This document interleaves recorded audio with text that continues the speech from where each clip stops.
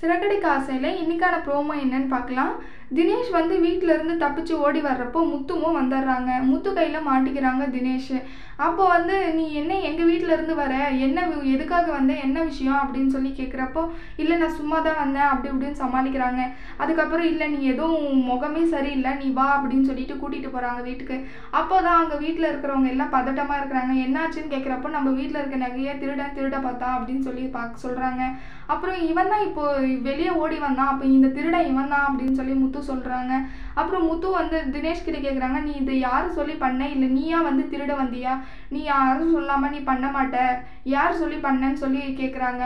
இல்லை அதெல்லாம் யார் சொல்லி பண்ணல, நான் சொல்லி தான் பண்ணேன். இல்லை நீயா வந்து இதை திருட மாட்டேன், எங்கள் வீட்டில் ஃபங்க்ஷன் இருக்குன்னு உனக்கு எப்படி தெரியும் அப்படின்னு சொல்லி சொல்கிறாங்க.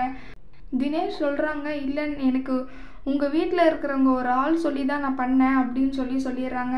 ரோகிணி இந்த விஷயத்தில் மாட்டாங்களான்னு அடுத்து வர ப்ரோமோவில் பார்க்கலாம். இந்த வீடியோ பிடிச்சிருந்தா லைக் பண்ணுங்கள். பாய்.